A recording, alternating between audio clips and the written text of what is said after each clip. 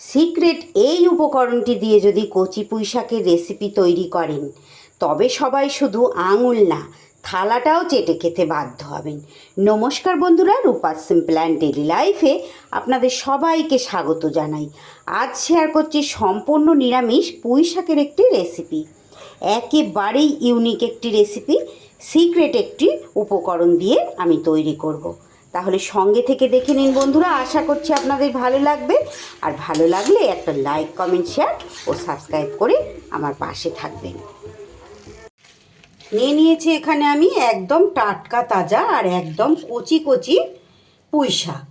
এই পুঁই শাকটা যদিও আমি কিনে আনিনি বন্ধুরা, এটা আমার ছাদ বাগানের গাছের টবের গোড়ায় হয়েছিল, সেখান থেকেই আমি নিয়ে এসেছি তুলে। আপনারা কিন্তু এই পুঁই শাক এই সময় বাজারে প্রচুর পরিমাণে এরকম কচি পুঁই শাক পাওয়া যায়, আপনারা বাজার থেকে কিনে রেসিপিটা তৈরি করতে পারবেন। পুঁই শাকগুলো আমি শুধু গোড়ার অংশটা বাদ দিয়ে বাকি সম্পূর্ণ পুঁই শাকটাই কিন্তু আমি এইভাবে ছোট করে একটু কেটে ধুয়ে জল ঝরিয়ে পরিষ্কার করে নিয়েছি।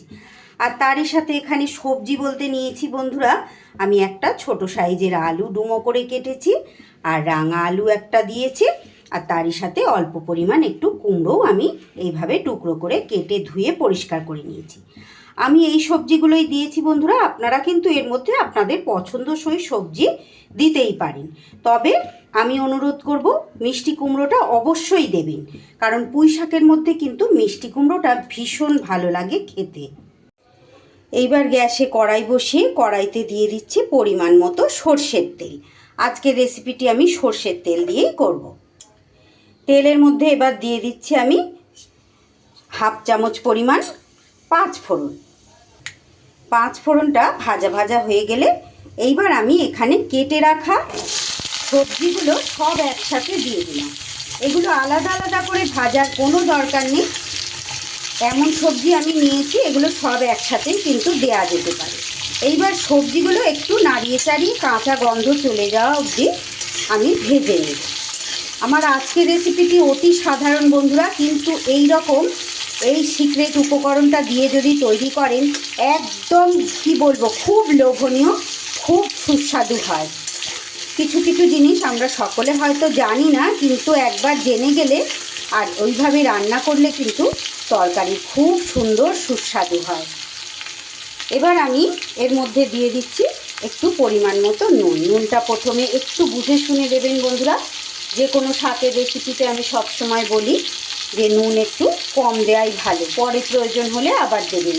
দিয়ে দিলাম একটু হলুদ গুঁড়ো, আর দিয়ে দেব, যেহেতু আমি কাঁচা লঙ্কা ব্যবহার করব তাই কালারের জন্য একটু কাশ্মীরি লঙ্কার গুঁড়ো আমি এখানে দিয়ে দিলাম। একটু না হলে সাদা সাদা লাগবে, তাই আমি এটা ব্যবহার করলাম, আপনারা চাইলে এটা স্কিপ করে দিতে পারেন। এইবার একটু সবজিগুলো সুন্দর করে নাড়িয়ে চাড়িয়ে অল্প সময়ের জন্য ভেজে নেব। আমার আজকের রেসিপিটি যদি আপনাদের ভালো লাগে বন্ধুরা, একটা লাইক করে দেবেন ভিডিওর শেষে, ছোট করে জানিয়ে যেতে ভুলবেন না যে আপনাদের কেমন লেগেছে। ভালো লাগলে অবশ্যই বাড়িতে এভাবে ট্রাই করবেন। আর আমার চ্যানেলে যে সকল বন্ধুরা আজ প্রথম এসেছেন, আমার রেসিপিটি যদি আপনাদের কাছে ভালো লেগে যায় তাহলে আমার চ্যানেলটা সাবস্ক্রাইব করে আমার পাশে থেকে যেতে পারেন।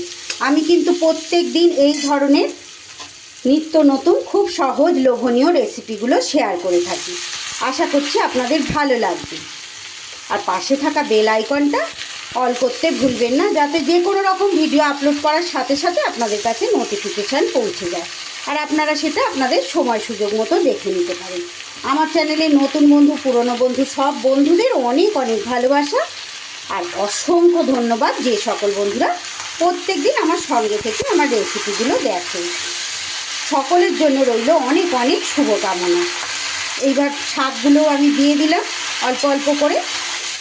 এইবার ঢাকা চাপা দিয়ে আমি কিন্তু পুরো সবজি সিদ্ধ হতে দেব। খুব সহজে হয়ে যাবে বন্ধুরা, একদম সহজ একটা রেসিপি। একটু ঘুরিয়ে ফিরিয়ে রান্না করলে যে কোনো রেসিপি কিন্তু খেতে ভীষণ ভালো হয়। একদম সম্পূর্ণ নিরামিষভাবেই তৈরি করব। চাইলে আপনারা এটা আমিষভাবে করতেই পারেন, তবে আজ আমি কিন্তু এটা নিরামিষভাবেই করব। আর নিরামিষভাবে করলেই এই রেসিপি বেশি খেতে ভালো হবে। এইবার ঝালের জন্য আমি একটু কুচনো কাঁচা লঙ্কাও এখানে অ্যাড করে দিলাম। আপনারা চাইলে এখানে কিন্তু ঝাল লঙ্কার গুঁড়োও ব্যবহার করতে পারেন, সেক্ষেত্রে কাঁচা লঙ্কাও দিতে হবে না আর কাশ্মীরি লঙ্কার গুঁড়োটাও দিতে হবে না। এইবার ঢাকা চাপা দিয়ে সিদ্ধ হতে দেব। 5 মিনিট ঢাকা চাপা দিয়ে এইভাবে রান্নাটা আমি করে নিলাম। মাঝখানে আমি একবার এসে কিন্তু নাড়িয়ে চাড়িয়ে দিয়েছি। দেখুন শাকের জলেই কিন্তু শাকটা আমার সুন্দর করে সবজি শাক সব সিদ্ধ হয়ে গেছে। প্রয়োজন হলে একটু জল দিয়ে দেবেন বন্ধুরা, প্রয়োজন যদি না হয় তো জল দেওয়ার দরকার নেই। এইবার আমি দিয়ে দেব সেই সিক্রেট উপকরণটি, যেটা দিলে এই নিরামিষ পুঁই শাকের স্বাদ কিন্তু একদম দ্বিগুণ হয়ে যাবে। নিয়ে নিয়েছি এখানে আমি, দেখুন ছোট বাটির 1 বাটি থেকে একটু কম কাসুন্দি। এই কাসুন্দিটাই আমি এইবার এই শাকের মধ্যে দিয়ে দেব। এই কাসুন্দিটা কিন্তু আমার ঘরে তৈরি করা রেসিপি, আমার চ্যানেলেই দেয়া। আপনারা চাইলে কিন্তু যারা না দেখে যদি কেউ না দেখে থাকেন অবশ্যই এই রেসিপিটা আপনারা দেখে নেবেন। কাসুন্দি আপনারা অতি সহজেই বাড়িতে তৈরি করে নিতে পারবেন। এবার এই কাসুন্দির বাটিটা ধুয়ে সামান্য পরিমাণ জল আমি এখানে একটু অ্যাড করে দিলাম। এইভাবে কাসুন্দি দিয়ে নিরামিষ এই পুঁই শাকটা একদিন রান্না করে দেখবেন বন্ধুরা, শুধু আঙুল না থালাও চেটে সবাই খাবে, এটুকু আমি বলতে পারি। খুব সুন্দর, খুব সুস্বাদু স্বাদ হবে।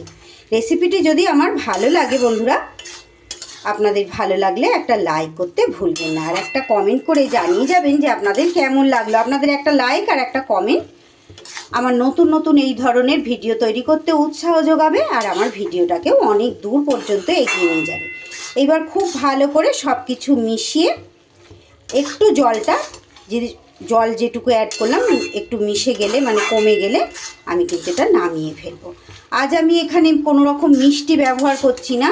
আপনারা যদি শাক তো একটু মিষ্টি মিষ্টি খেতে ভালো লাগে, আপনারা চাইলে এখানে চিনি বা গুড় একটু কিন্তু অ্যাড করতে পারেন। আমি একটা কারণেই দিলাম না, আমি রাঙা আলু ব্যবহার করেছি আর মিষ্টি কুমড়ো ব্যবহার করেছি, তাই আমি কোনো রকম চিনি এখানে দেব না। কাসুন্দিটা দেওয়ার পর আরও মিনিট 2 আমি গ্যাসটা কমিয়ে এইভাবে নেড়ে চেড়ে রেসিপিটা একদম রেডি করে নিলাম। দেখুন কত সুন্দর লোভনীয় দেখতে হয়েছে, ভীষণ সুন্দর কিন্তু খেতেও হয়েছে। ভাতের প্রথম পাতে যেমন ভালো লাগবে, তেমনই কিন্তু এটা আপনারা চাইলে রুটি দিয়েও খেতে পারেন। খুব সুস্বাদু হয়েছে। রেসিপিটি ভালো লাগলে বন্ধুরা লাইক কমেন্ট শেয়ার ও সাবস্ক্রাইব করতে ভুলবেন না। আজকের মতো তাহলে বিদায় নিচ্ছি। সবাই খুব ভালো থাকবেন, সুস্থ থাকবেন। আবার ফিরে আসছি এমনই কোনো সহজ লোভনীয় রেসিপির সাথে। সকলকে অসংখ্য ধন্যবাদ এতটা সময় আমার সঙ্গে থেকে আমার রেসিপি দেখার জন্য।